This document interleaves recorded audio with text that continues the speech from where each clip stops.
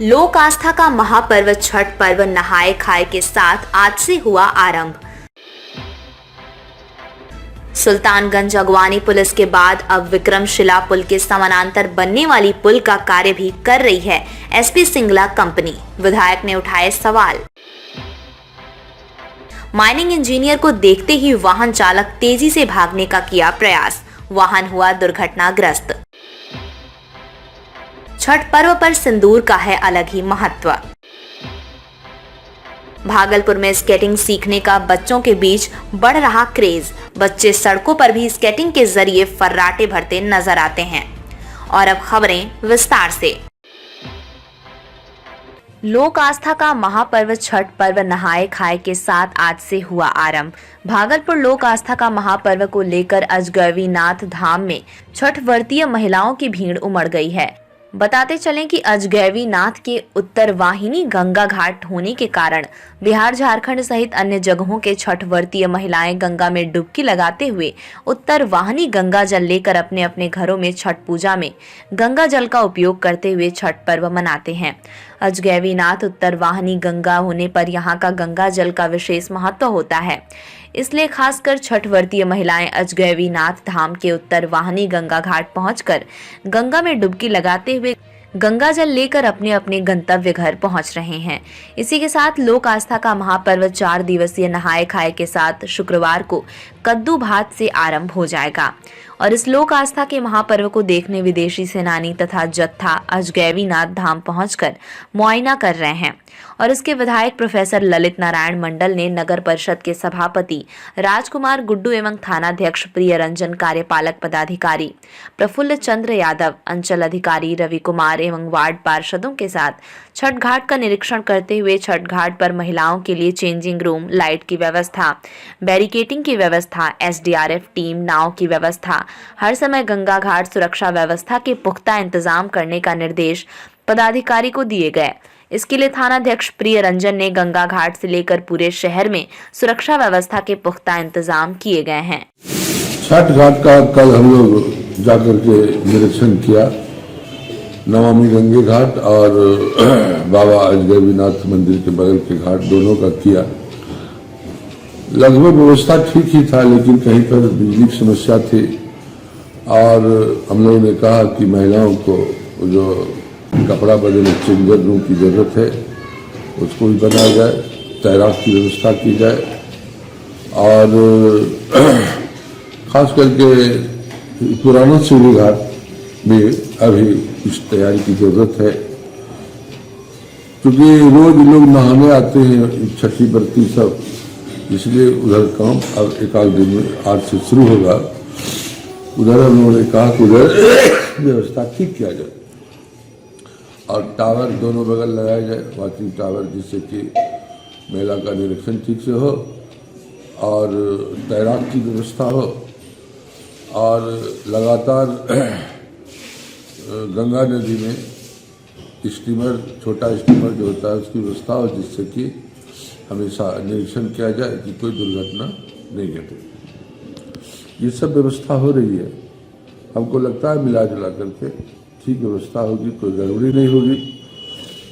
और ब्रेकेटिंग जहाँ टूटा हुआ है सर, उस ब्रेकेटिंग जहाँ टूटा हुआ है उसको फिर से किया जाएगा और पानी का लेवल घटवर होने पर ब्रेकेटिंग की भी स्थिति बदलने की बात हुई है। अगर कहीं घट जाए पानी या बढ़ जाए पानी तो उसके अनुसार ब्रेकेटिंग की स्थिति भी बदल दी जाए, जिस दिन की छठ पूजा का है। विधानसभा के वासियों से और जितनी माता छठी की व्रत करने वाली माताएं हैं, बहनें हैं, सबसे हम एक अनुरोध करना चाहते हैं कि बहुत ही शांतिपूर्ण तरीके से मिलजुल करके माता छठ का पूजा किया जाए और भगवान सूर्य को जल अर्पित किया जाए। सुल्तानगंज अगवानी पुल के बाद अब विक्रमशिला पुल के समानांतर बनने वाली पुल का कार्य भी कर रही है एसपी सिंगला कंपनी। विधायक ने उठाए सवाल। भागलपुर विक्रमशिला सेतु समानांतर पुल का निर्माण एसपी सिंगला को मिला है, जबकि कुछ महीने पहले एसपी सिंगला के द्वारा सुल्तानगंज अगवानी पुल का निर्माण किया जा रहा था और वो पुल अचानक गंगा की गोद में समा गया। उसके बावजूद उस पर कार्रवाई करने के बजाय उन्हें एक और पुल का निर्माण का टेंडर दिया गया। मामले को लेकर भागलपुर के कांग्रेस विधायक अजीत शर्मा ने कहा, टेंडर प्रक्रिया पहले से मिली है। हालांकि अगवानी पुल घटना के बाद सरकार के द्वारा विक्रमशिला सेतु समानांतर पुल निर्माण को लेकर विशेष निगरानी रखने की जरूरत है। अगर इस बार भी कोई अप्रिय घटना घटती है एसपी सिंगला कंस्ट्रक्शन कंपनी के द्वारा, तो उनके ऊपर सरकार कड़ी से कड़ी कार्रवाई करें, साथ ही कंपनी को ब्लैक लिस्ट करें। पूरे बिहार सहित देश में उन्हें काम नहीं मिलना चाहिए। सिंगला के द्वारा अगवानी पुल बनाया गया था, वो बह गया। उसके बावजूद उनको जो है भागलपुर विक्रमशिला सेतु के पास भी जो पुल का निर्माण होना है उन्हीं को मिला टेंडर। देखिए, ऐसा टेंडर की प्रक्रिया होती है। जिस समय इसका टेंडर हुआ, टेंडर में काफी समय लगता है, उस समय भी इनका लोएस्ट था, इनको मिला है। लेकिन निश्चित तौर पर जो अगवानी घाट में जो इनके कंस्ट्रक्शन कोलैप्स किए थे, ये बहुत ही दुर्भाग्यपूर्ण था। सरकार ने इस पर कार्रवाई भी करने की बात की और सिंगला को ये आदेश भी दिया गया है कि आप अगवानी पुल घाट पे आप निर्माण करिए, उसका कोई पैसा नहीं दिया जाएगा। मैं आपके माध्यम से, आपने सवाल किया, इसलिए मैं आपके माध्यम से माननीय मुख्यमंत्री से आग्रह करूंगा, यह जो कंस्ट्रक्शन विक्रमशिला सेतु का जो समानांतर पुल बन रहा है और जो सिंगला जी को दिया गया है, इस पर निगरानी उनकी कड़ी होनी चाहिए, ताकि काम में गुणवत्ता में कोई कमी न हो। और इस बार अगर गुणवत्ता में कोई कमी होती है, उसको ब्लैकलिस्ट करिए और पूरे बिहार और देश में उनको काम नहीं मिलना चाहिए। माइनिंग इंजीनियर को देखते ही वाहन चालक तेजी से भागने का किया प्रयास, वाहन हुआ दुर्घटनाग्रस्त। भागलपुर जिला के डाटवाट चौक के समीप हबीबपुर थाना क्षेत्र के भागलपुर अमरपुर मुख्य सड़क मार्ग पर जिला खनन विभाग के दिशा निर्देश पर माइनिंग अधिकारियों द्वारा विशेष चेकिंग अभियान चलाया जा रहा था। इसी क्रम में अवैध रूप से खनन किए हुए बालू लोडेड ट्रैक्टर को देखकर रुकने का इशारा किया, लेकिन ट्रैक्टर ड्राइवर ने माइनिंग ऑफिसर को पहचान लिया और जानलेवा हमला करने की नीयत से चलती गाड़ी से कूद गया, जिससे स्कॉर्पियो का आगे का दाहिना हिस्सा क्षतिग्रस्त हो गया। जिसके बाद माइनिंग ऑफिसर के पास पुलिस बल ने और माइनिंग ऑफिसर ने अवैध बालू लदे ट्रैक्टर को जब्त कर हबीबपुर थाने में जमा कर दिया और एफआईआर दर्ज कर दिया गया है। बालू गाड़ी से माइनिंग की गाड़ी पर धक्का मारा गया है, कैसे क्या हुआ है घटना बताया जैसे। जो विभागीय आदेश और वरीय पदाधिकारी के निर्देश के आलोक में हम लोग संयुक्त रूप से जांच कर रहे थे। उसी के दौरान एक अवैध रूप से बालू लदा हुआ ट्रैक्टर आता हुआ दिखाई दिया, जिसको रोकने पर वो बालू लदा हुआ तो चालान नहीं दिखा पाया और सामने से टक्कर मार के वो फरार हो गया वाहन चालक। बाकी सामने से तो आप देख ही रहे जैसा हुआ है। क्या क्षति हुआ होगा गाड़ी में?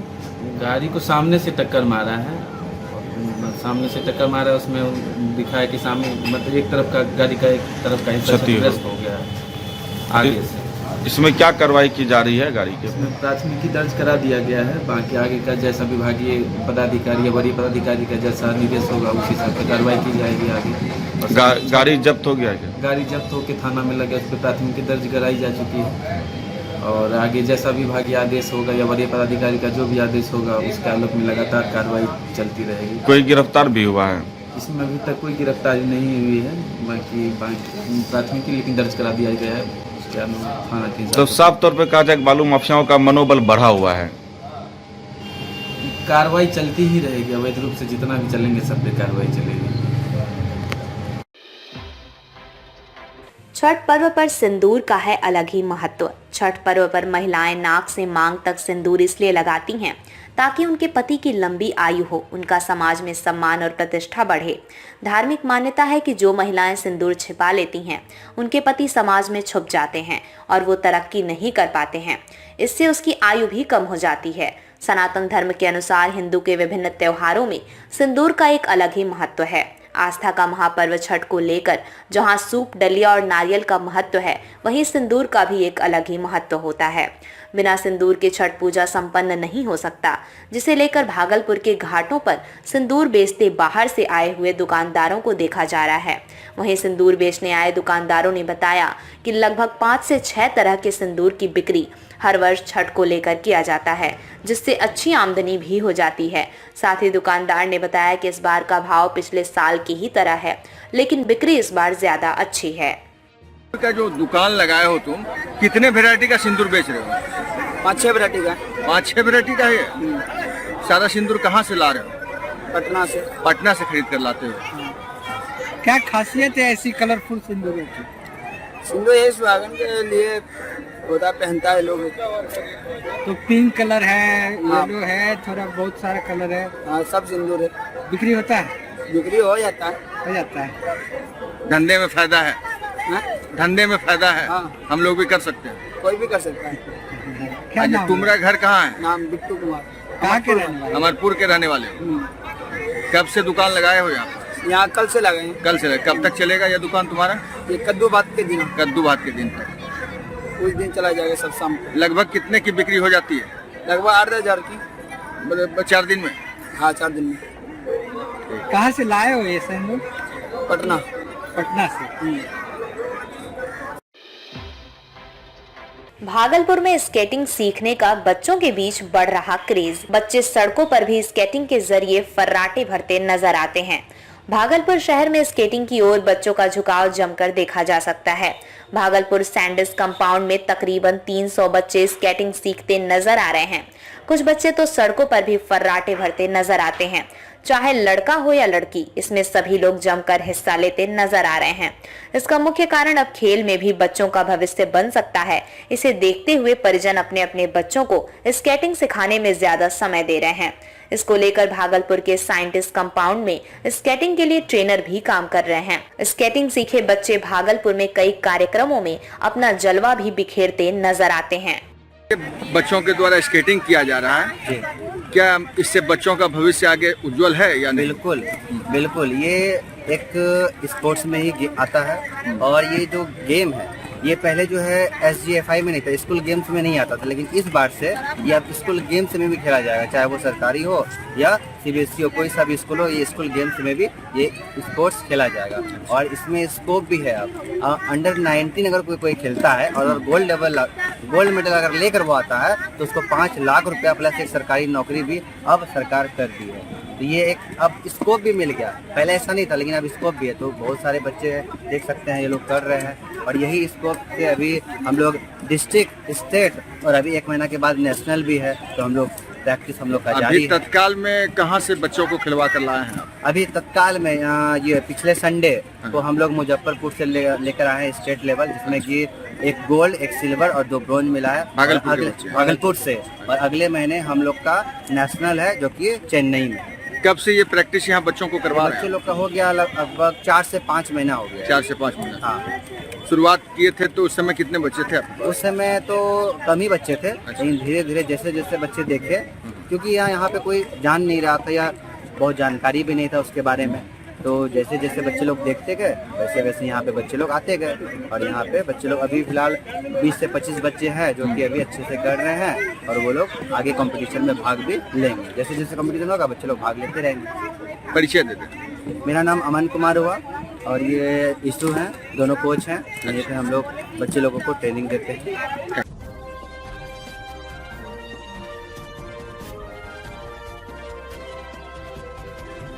आप देख रहे हैं लोकल टीवी न्यूज 24x7, सब पर नजर, सबकी खबर।